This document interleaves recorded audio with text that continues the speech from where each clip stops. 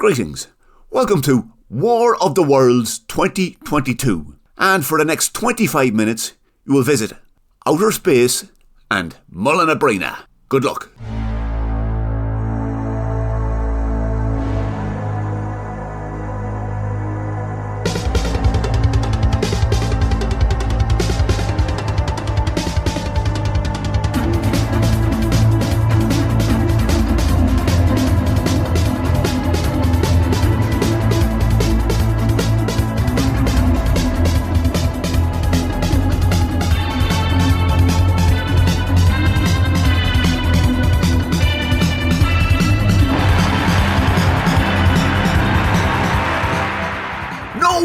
Would have believed that in the last years of the 20th century, our deep space radio broadcasts would have been heard. Few would have considered these broadcasts as anything other than a desperate call into an unfathomable ocean of silence. And yet, across the timeless gulf of space, minds immeasurably superior to ours considered those messages. But it was our closest neighbours who once again viewed our world with envious eyes. And so, in the last days of the 22nd year of the 21st century, Martians once more drew plans against humanity. Is that the Council Roads Department? Hello? Yeah, I'm ringing about the crew you had up here in Mullinabrina. Yeah, I just had to fill in 3 holes that they left behind me. Somebody could have turned an ankle. I thought you were supposed to put a letter through the door before you went digging. They better not be coming back up this way again. Plus, there's no lights on the rocket ship. Sorry about that. Anyway, the second Martian invasion of Earth lasted for a day. And it began in the morning, with 2 Martians in a space rocket headed for Earth. Yeah, where exactly we headed, Half Milk Cotton? Mullinabrina. And why are we going there? For Obbledygog's sake, we're improvising bungalow, taking the initiative and disrupting the enemy's food supply by wiping out the sheep mart that they had there. It's the last thing the humans will be expecting. Yeah, right, okay, Half Milk Cotton. It just seems like a long shot, you know. Why, what do you think we should do? Rock up to all the major cities with our best triple odds and lay waste to anything that moves with our heat rays, huh? Well, I mean, it mightn't be a bad idea. We worked on Saturn, and Neptune, and then Jupiter. I mean, you know what the Jupiterians are like, seriously. Yeah, well, humans are different. They are more unlike any other planet in the solar system. Now, you won't remember this because you're too young, but the last time we tried invading, we did use the triple odd heat rays. And we made a total pig's ear of it. Not me though. I told him, I said, lads, you should start by destroying the sheep mart in Mullinabrina. And then after that go for the cattle mart in Ballymote. But did they listen? They did not. And, well, I hate to say it because we lost 90% of our space force that time. But you know, I was right. I never heard of that. And when did that happen? Do you listen at all, Bungalow? I said you were too young to remember. But anyway, it was the human year of 1938, or Scrumtollian 5 on the Martian calendar. That's news to me, you know. Lots of things are news to you, Bungalow, because you're young. When you get to be as old and wise and experienced and brilliant as me, you will understand. Now, focus on the job at hand. At about 9:30, or Scrumtollian 8 1/4, news of the Martian assault began to break. We are interrupting scheduled programming to issue the following emergency update. New York City has been visited by 6 giant cylinders from outer space. They appear to be an advanced party from a Martian invasion force. The following message was sent on a radio signal from within one of the cylinders. Ha ha ha ha ha ha!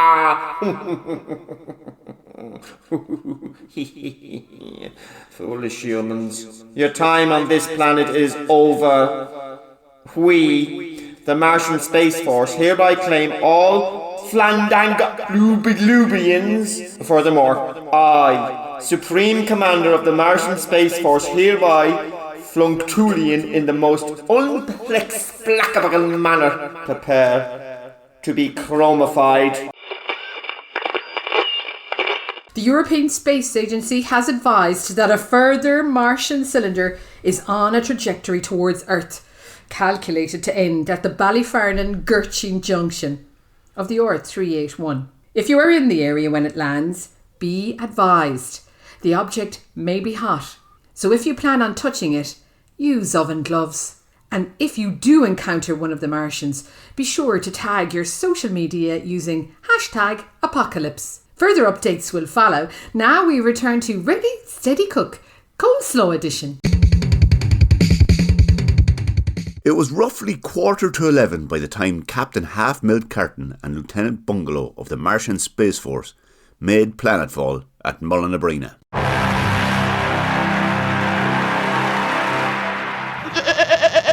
Well, this is the target. What do you think, Bungalow? I mean, I think we should have stuck with the main invasion fleet and attacked New York. I mean, there's nothing here. Exactly, Bungalow. Exactly nothing. Which is perfect. Like the great Martian detective Bungalow Chupstow said, when you eliminate the sensible, what you are left with, however illogical, is the best plan. So blowing up an empty sheep mart on a Tuesday night is the best plan. Yeah, right. Okay, you say so. So, what are we doing now? Go dig 3 equidistant holes so we can assemble the heat ray to blow up that shed. What heat ray have Milk Carton? What do you mean, what heat ray? The heat ray we use to destroy things. You know, the thing you were trained to use in the Martian Space Force Academy. The only weapon we have. What heat ray? I think I left that behind at the spaceport. Sorry about that. I think I left it behind in the spaceport. For obligon's sake. Behind at the spaceport. I think you left your brain behind in the spaceport too. Oh, whoa. Relax, Half-Milk Carton. I don't like the tone you're using. I mean, we're on the same side, but I'm getting the urge, I'm getting the urge to smash your skull into a pulp, you know what I'm saying? Well, that'd be another brilliant move. And how do you think we're going to destroy humanity, having me with a busted head and you with a blank expression where a heat ray used to be? I suppose. Well, what do we do now? Just dig the 3 holes anyway, so this wasn't a wasted trip. We'll have to spin back to Mars to pick up the ray. Let's hope the others haven't chromed the entire planet before we get back. Oh, no, I doubt it. Zaldabar Pendrock knows heading up the chroming team that went to America. You know what he's like with the paperwork, Madon. I mean, they probably won't even have stepped out of the rocket ship by the time we get back. Zaldabar? How come he gets to head up the team attacking America? He's a fruit. Quick, dig harder. We'll show Zaldabar Pendrock what it means to invade a planet. By digging holes? Yes. No. Well, sort of. You leave the thinking to me, Bungalow. Mark my words. Humanity won't know what hit it. There is a reason why the creatures living in all the other parts of outer space leave humans alone. And that is because they know that humans can make up things that do not exist. Things that are impossible to conquer. Like, say, a marmsticle, or a chug flanker, or a time-travelling radio star called Madison Standish, who saw off the first Martian invasion. And so, at about 11:15 human time, as Captain Half-Milk Carton and Lieutenant Bungalow were making their way back home, listeners to the John Colleary Show gained valuable insights into how to deal with the invaders. How are you doing? Now, we're joined by Madison Standish, who was calling in from 1938. Thanks for joining us, Madison. And a lot of our listeners will be keen to know what they can expect from a Martian invasion. So, if I could begin by asking you when you first heard about the last apocalypse. Hi! Thanks for taking my call. This old-timey phone is like rotary, so it took me about 2 hours to figure out how to dial. Anyway, to your question, you see, I jump around into old-time radio shows. It's freaky, deaky science stuff. I can't explain it. And this one time, I ended up in 1938 Hollywood, right? As you can imagine, the 30s are pretty boring. So I hear this radio broadcast coming from the Griffith Park Observatory. That's the observatory in The Rocketeer, if you like super old movies from the 90s. And while I'm there, I hear this huge explosion, and me and this astronomer dude drive to a nearby ranch where this spaceship cylinder thingy has crashed into the ground, and a super gross tentacly Martian is inside, and there's a heat ray, burned up bodies. It was a whole thing. We've had quite a few listeners texting in questions about marmsticles and chug flankers. One listener, Jenny from Mullinabrina, and thanks Jenny for getting in touch with us, has said she heard that Martians are especially fearful of marmsticles. Do you think there's anything to be said for locking Martians in a shed with either of those things? That is a good question, and totes something that was being thrown around. Like, I heard the scientists say it may be our only hope. Because, hey, the Martians aren't afraid of our weapons. Which, like, duh. Aliens from other planets always have way better weapons than us. Otherwise, we'd be the ones on their planets kicking their asses. So why not use something they're afraid of and have no defenses for, right? But there were these anti-marmstickle activists who insist marming the Martian stickles, no matter who they heat ray to death, is, like, inhumane and we need to be better than them, blah, blah, blah. Yeah, so probably a no-go. Now, this is something that came up when we were discussing the invasion before the show, and you may not be able to answer this, but do you know what kind of radio shows are popular with the Martians? I understand they like country music stations because they relate to the blindly patriotic messaging inherent in the genre, and also talk radio shows with lots of sound effects because they find fart jokes funny. At Massey F3741 just tweeted to ask if you had any tips for getting rid of the smell of Martians. Sounds like at Massey F3741 has already met the invaders. Good question at Massey F3741. I've heard the smell of cheese. And how were ye dealing with this, Madison, in 1938? Cheese if it was eaten by the cow that made the milk and then later went on to regurgitate all 4 of her stomach chambers at once. Gag. But I have found mixing 1 tablespoon of white vinegar in a gallon of water, applying it generously to the object with the Martian funk, waiting for it to dry thoroughly, and then setting it on fire and moving away to a neighboring city works wonders. Thanks for joining us today, Madison. I think there's a lesson in that for everyone. Have you any final words of advice you could give to listeners at home who might, still be worried about the Martian apocalypse? Well, thanks so much for having me. My advice, if you're worried about a Martian apocalypse, is to be the lead in your own life's story. Because only the supporting characters are ever killed by the Martians. Bye! Captain Half-Milk Carton and Lieutenant Bungalow had made good time on their spin back to Mars. And just before lunchtime, and for the second time during the invasion, they were approaching planet Earth. Right, we've got the heat ray and the holes are dug already. So this time nothing should stand in the way of us destroying Earth. You mean by destroying the sheep mart? Yeah, I mean the sheep mart. Of course the sheep mart, which is the opening gambit in the destruction of humanity. I mean, if you say so, Half-Milk Carton. What do you mean, if you say so? Well, I mean exactly that. I mean, you reckon knocking down a shed that nobody is using is better than wiping out a fleet of aircraft or, turning an entire continent to chrome. Fair enough. What are you saying, Bungalow? I'm just saying, Aldebaran Pendrachmel's not commander of all 9 tactical divisions of the Martian Space Force for nothing. I mean, those fellas have taken on the biggest army on Earth, and they're winning. All we've done is dug 3 frickin' holes. I've done 3 frickin' holes. As far as I can tell, all you've done is badmouth Aldebaran. That's because he's a fruit. But anyways, now the truth comes out, huh? I knew it. You've never really liked me, have you, Bungalow? You'd rather hang out with Zollerbun and the gang. Well, I'm about to prove the lot of you wrong. That's the truth. Yeah, whatever, boss. Forever is right, Bungalow. And don't you forget it.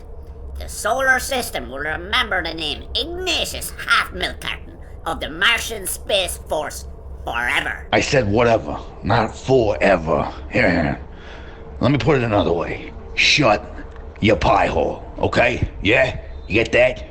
Smart guy. You show me a bit of respect, Bungalow. One day I'll be Chief Master Sergeant of the Martian Space Force, which, as you well know, is the best space force in the solar system.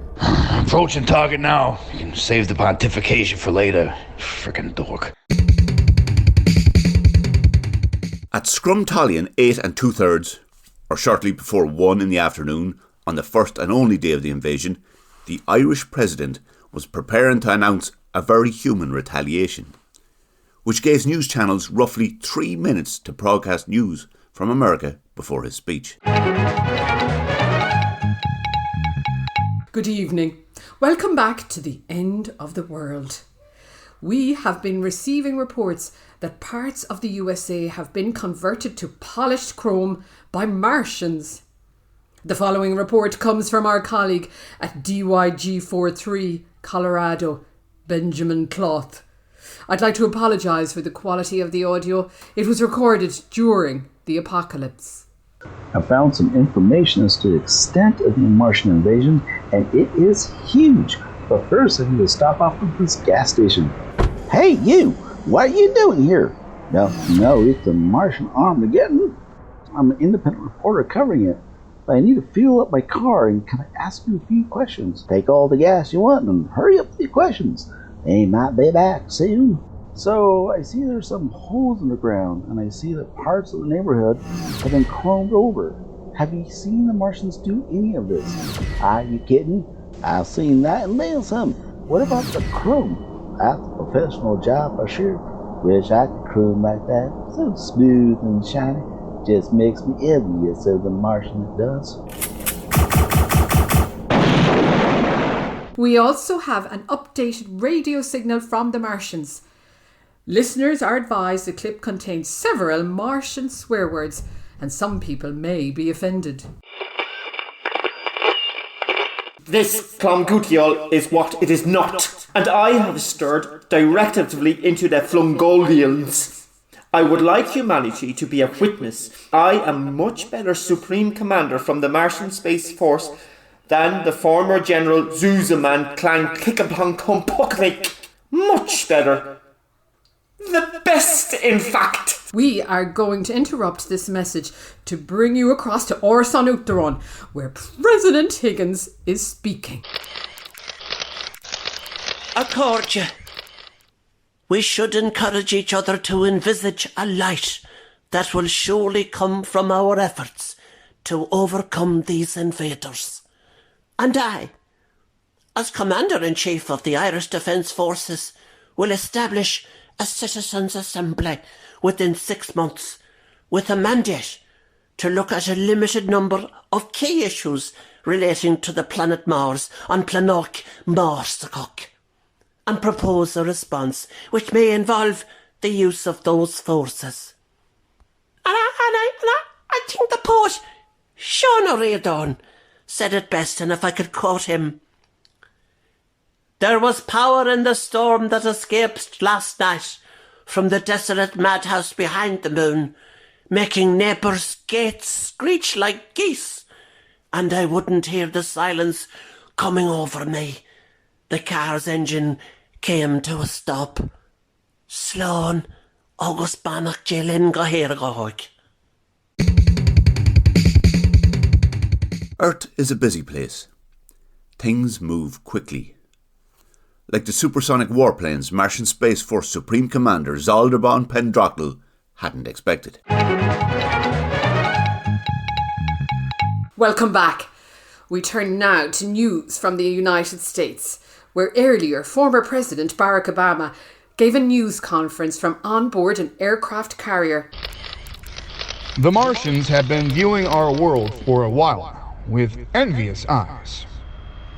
Instead of hitching their wagon to something greater and demanding more of themselves, they decided to seize what they could through the use of force.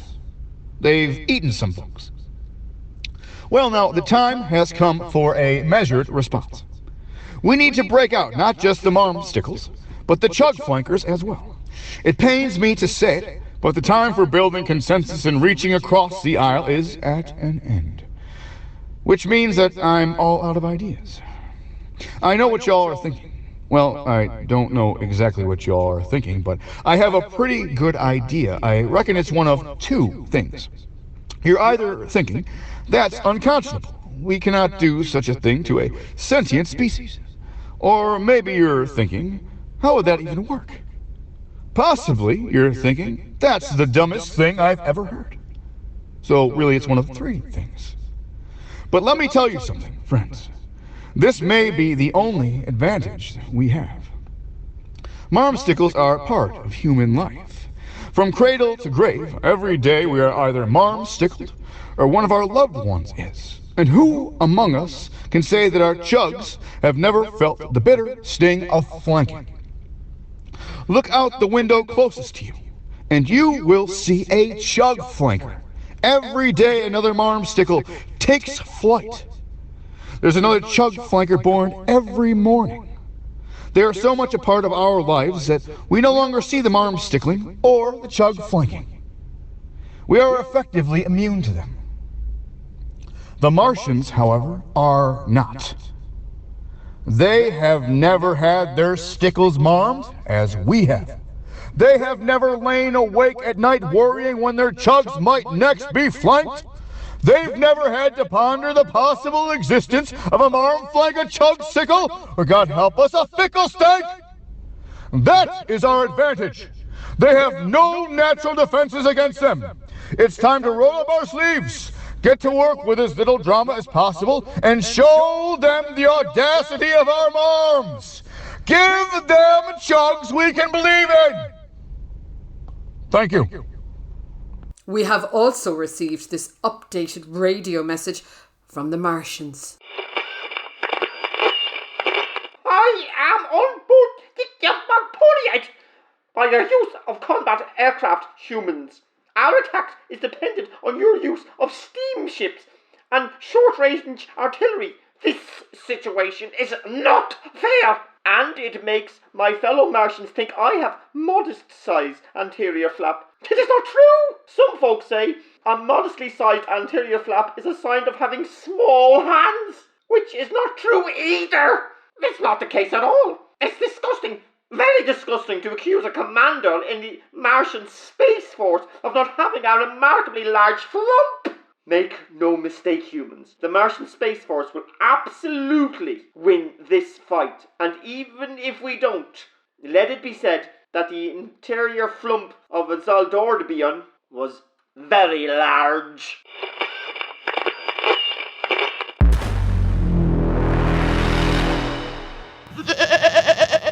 Where's the holes, Bungalow? You were supposed to dig 3 holes for the heat ray tripod. For obligong's sake, the thing is gonna go all wonky now. Yeah, I did dig the holes. Someone must have filled them in. Someone or something? What do you mean, something, Half Milk Cotton? I mean a cantabular glimp. Wait, do they have them on Earth? What the hell are you asking me? I don't know. Spent less time on Earth than you. That time involved hearing you moan about Zaltabar Pendrackle, digging 3 holes and finding out 3 holes have been filled in that order. How am I supposed to know if they have cantabular glimps on Earth? Get down, Bungalow. There's something coming. Is it a glimp? No, but it's hairy and smells of cabbage. What are you two doing lying down in the muck? It's only a human, Half Milk Cotton. Stand back, human! My name is Lieutenant Bungalow of the Martian Space Force, and you are about to witness the might of a Martian heat ray. No, he's not. You forgot to dig the holes for the tripod. The heat ray won't work properly, remember? You got asteroids in your frickin' head, Half Milk Cotton. He don't know that. Well, I mean, he does now. Good work, genius. I bet Zaldabar Pendrackle would never shoot his mouth off like that. And what's that supposed to mean? Are you up from Dublin, lads? Silence, human. Are you talking to me? Because I'm telling you one thing, right? I'm about to take the pair of ye down the river. And I'm telling you another thing. You won't be coming back. Did you say river? With water in it? No, Rice Krispies and milk. Of course it's water. I think the humans are onto us, Bungalow. How could he know about our weakness for water? Oh my god, you have to be the dumbest Martian Space Force captain in frickin' history. You got any more military secrets you want to share with the enemy, or are you done? Wisht the Peary, wisht. Hello? Hi, 2022. Just wanted to remind you not to forget that the Earth is flat. The Martians don't know that. I told you, the humans are onto us, Bungalow. This is all your fault. Are you telling me that the Earthlings wouldn't have noticed the wobbly heat ray, huh? Or the rocket ship? Or the fact that a small part of America has been turned to polished chrome? I wonder how that happened. Or the 3 equidistant holes next to a frickin' sheep in Monabrina? No, but one phone call, our cover is blown. Do you not know who that was? No, should I have? Should I have? By the 9 triangulars of Bongerlong you should have. She is the greatest nemesis Mars has ever faced. And the reason we lost the last war, which you should know if you were any good of a space lieutenant, which you're clearly not. I tell you, it was much harder in my day. Much different and much harder. Jackass. I was chatting to some of the fellas who were in the first invasion with you. And by all accounts, you didn't cover yourself in glory back then either, you know what I'm saying? I mean, actually, you know something, Half Milk Carton? There's something I've always wanted to say to you. You know, and that's that you're both ends of a pair of frickin' testicles. That's what you are. You son of a bitch. Say that to my face. Oh, I am. Get your untogular flump out of my vestibule! That's not my untogular flump! Oh my God, you're gonna taste the back of our crystal bandit whole stallions! Lads, that is rank. And so it was for the last day of the last month of 2022. 4 hectares of polished chrome, a retreating Martian Space Force, 3 holes near Monabrina, and 2 bickering extraterrestrials. And so, across the timeless gulf of space, minds immeasurably superior to ours considered the events on Earth, and rolled their anterior appendages with disgust. Here, good night.